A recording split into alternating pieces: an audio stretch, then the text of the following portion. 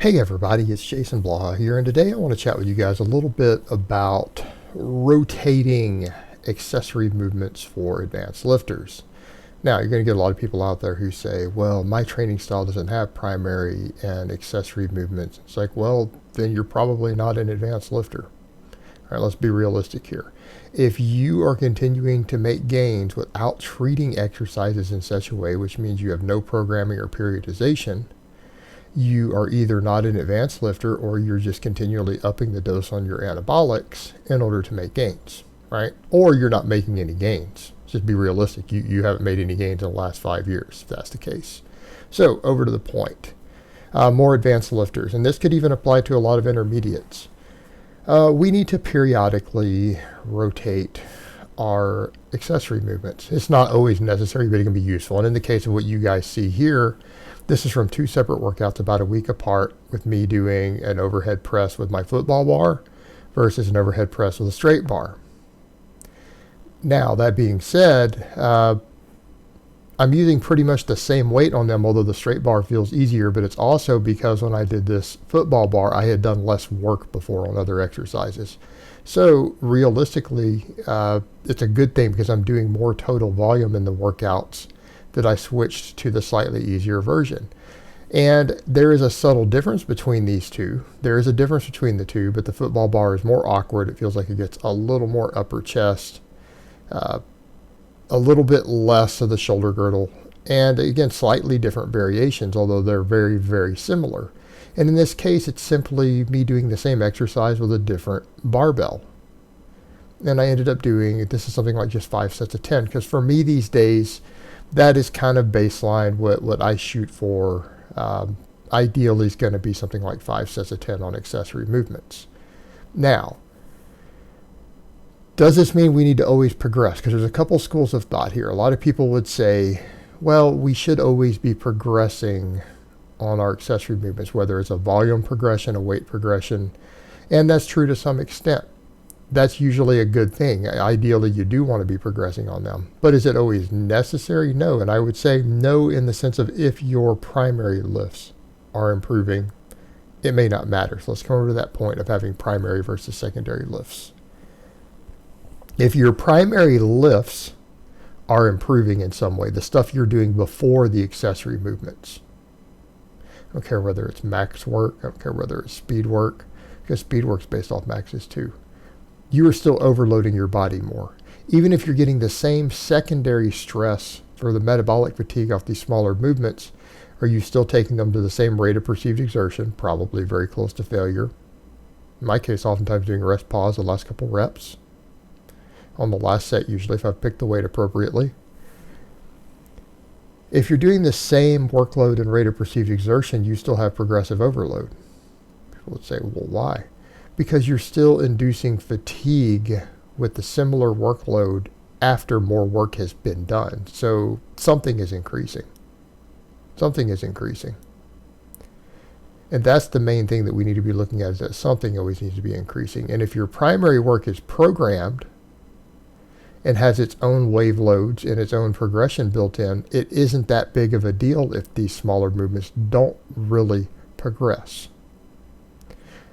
Now, a good method that some people can do, and I have written for people, is to maybe do 3 sets of 10 and progressively load them in waves, and then every 3 weeks switch the exercise. That's one way to do it. If you have someone who is an uncertain client, or you're going to maybe write a program for that, for someone who needs a program, like I've done recently, I had someone actually just wanted a custom program for me, and they contacted me about it, and I wrote them a custom program for a fee, but they didn't want full coaching.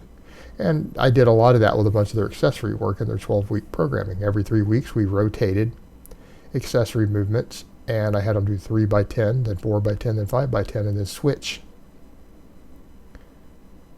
And it can be something as simple as, depending on what equipment you have, going from a football bar to a straight bar, because you still have a 3-week wave load. And if we're going to make switches, 3 weeks works really well, because a lot of times people will say, well, why are so many things done in 3-week blocks? Right? Why would I do that with accessory work, increase over a 3-week wave, or just run straight high volume for 3 weeks and then swap exercises? Well, because the body adapts in 3-week waves. A lot of our body works on a 21-day cycle. We know that the biological law of accommodation regarding lifting oftentimes seems to work on a 3-week cycle. In other words, if you give it the exact same training stimulus for 3 weeks, identical stimulus, and that means loads. Stimulus doesn't mean the same reps and sets, it means the same exact work. And it'd mean if, like, for example, if you get up and you run exactly 1.6 miles in the morning for 3 weeks straight, you'll stop building additional cardiovascular effects from it. Same thing, with a given load here with these things.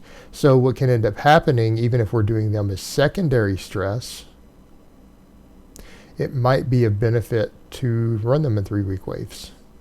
Is it necessary for all of them? No, but it could be beneficial.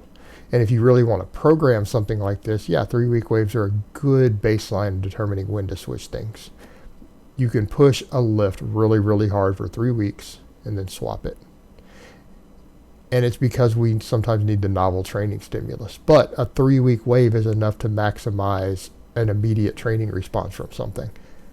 Because you have a novel training stress, and maybe the first week is just relearning the pattern. But in the case of a highly tuned lifter, that's not a big deal. Like, you wouldn't do that to a novice, because people will say, well, isn't that first week, aren't you detrained? To some extent, but you're also dealing with advanced lifters. And advanced lifters who are proficient in a wide variety of movement patterns, a novel training stress isn't as novel as it is for someone who's only been in the gym training hard for 6 months or a year. Someone who routinely does high volumes or heavy pressing, pulling, squatting, all these different patterns for a few years is not the same thing. We regain these patterns almost instantly. It just simply is not the same as someone who hasn't built a base yet in terms of that. You adapt pretty quick. So you can get away with swapping these things out and picking the ones that are best for your current needs. And that's one of the big things that most advanced serious lifters have figured out by a certain point in the game. When people say things like, oh, what's the best accessory movement? That is absolutely a ludicrous concept. That is a ludicrous concept. Because if that worked, if there was a best accessory movement for anything, you could probably do 4 basic exercises and 1 accessory movement for them for your whole life and only do 8 lifts and pretty much just be one of the most jacked and strong men walking the face of the earth, right? That's all it would take. No one would ever hire a coach. No one would ever need a coach. No one would ever need to program anything. You would just do the best accessory movement with the best exercise. It doesn't work that way. Accessory movements are for hypertrophy. That's what they're there for. Bring up your weak links. The best accessory movement is the one that you can come up with, that you can do, that doesn't cause inflammation for now, that gives you a high level of muscle fiber recruitment that you can load and progress on. That's the best one. And something, just because it hits something very effectively doesn't mean you can do it long term. We've got to rotate these things to avoid overuse. We need to rotate them from time to time to avoid connective tissue inflammation.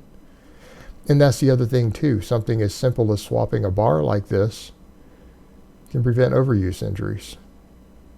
Right? It can prevent overuse injuries.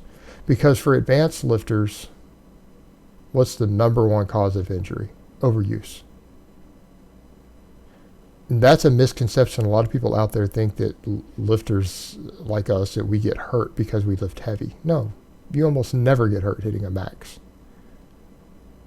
And if you think about it, you're very, very unlikely to get hurt doing your maxes because you only do 1 heavy max. When you ramp to a max, even if you have 2 max effort days, that's 1 exercise. Basically 1 heavy rep on 2 exercises per week.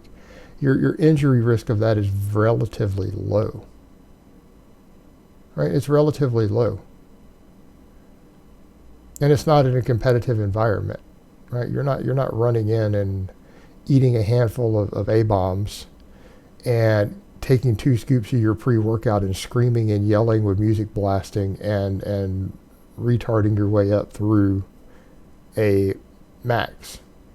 You're in a calmer, more controlled environment. And if you're an experienced lifter, it just doesn't happen. It's relative, almost never happens. Your accessory work that you're hitting failure on, that's where you can get hurt. You get overuse from doing the same stuff too repetitively with too much workload and too much intensity. Right? That's where you get hurt. Rotating these exercises, something as subtle as just changing the bar, look, it changes all the elbow angles, all the tendon angles, the shoulder angle, all of that gets changed. We're giving some of those areas a bit of rest in terms of connective tissue. Our injury risk goes down dramatically. All right, guys, well, that's really all I have to say on that today. I hope it's been informative, and I will talk to you guys next time.